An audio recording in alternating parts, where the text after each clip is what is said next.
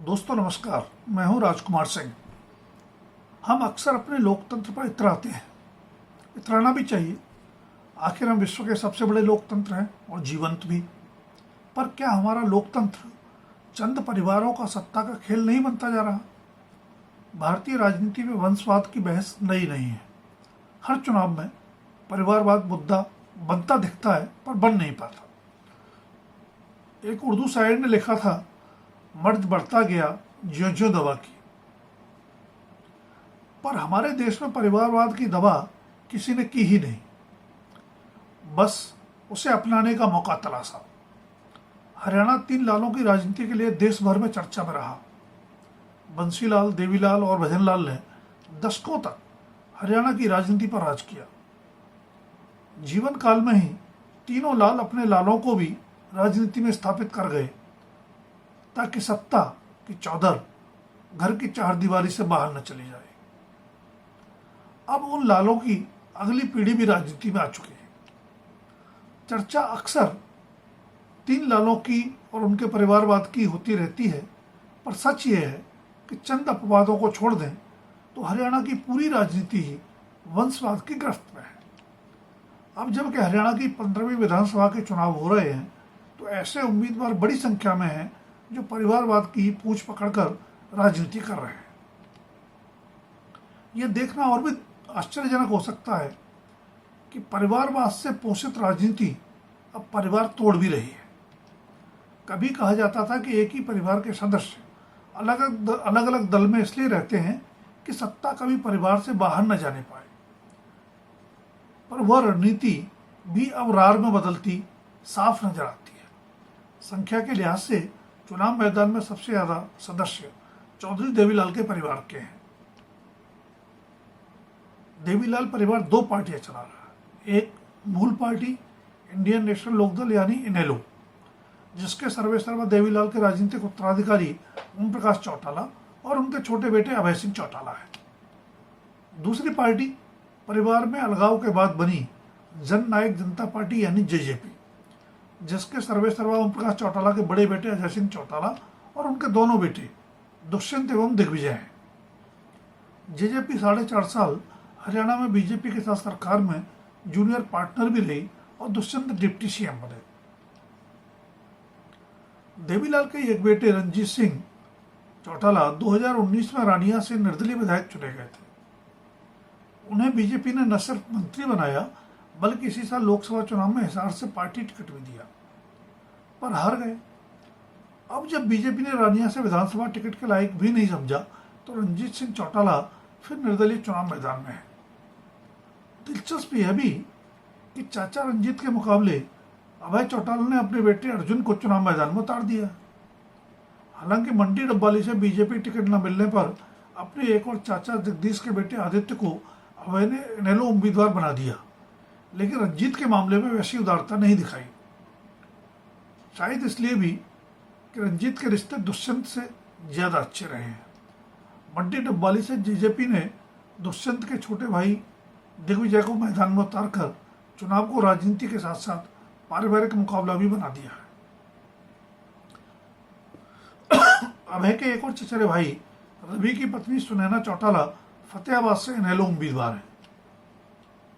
दुष्यंत दूसरी बार अचानक से विधानसभा चुनाव लड़ रहे हैं, जहां उनका मुकाबला आईएएस की नौकरी छोड़कर राजनीति में आए ब्रजेंद्र सिंह से है। ब्रजेंद्र भी वंशवादी राजनीति के ही प्रतिनिधि हैं। वह उत्तर भारत के बड़े किसान नेताओं में शुमार रहे चौधरी छोटू राम के वंशज बीरेंद्र सिंह के बेटे हैं। वही बीरेंद्र सिंह जो राजीव गांधी की हत्या हो जाने के कारण 1991 में 1991 में हरियाणा का मुख्यमंत्री बनते बनते रह गए। 2014 में कांग्रेस छोड़कर बीजेपी में आए बीरेंद्र सिंह केंद्र में मंत्री बने। पत्नी प्रेमलता हरियाणा में विधायक और फिर ब्रजेंद्र 2019 में हिसार से सांसद। लेकिन इसी साल लोकसभा चुनाव से पहले पूरा परिवार कांग्रेस में लौट आया। बंसीलाल के दोनों बेटे रणवीर महेंद्र और सुरेंद्र सिंह राजनीति में रहे। रणवीर राजनीति के साथ साथ भारतीय क्रिकेट कंट्रोल बोर्ड में भी सक्रिय रहे और उसके अध्यक्ष बने। सुरेंद्र सिंह को बंसीलाल ज्यादा पसंद करते थे, इसलिए अपनी हरियाणा विकास पार्टी बनाकर आखिरी बार सीएम बने। बंसीलाल जब कांग्रेस में लौटे तो सुरेंद्र सिंह ही उनके राजनीतिक वारिस बने। एक हेलीकॉप्टर दुर्घटना में सुरेंद्र की मृत्यु के बाद उनकी पत्नी किरण चौधरी ने उनकी जगह ली, जो पहले दिल्ली में राजनीति कर रही थी। किरण हरियाणा में मंत्री बनी। उनकी बेटी श्रुति लोकसभा सांसद।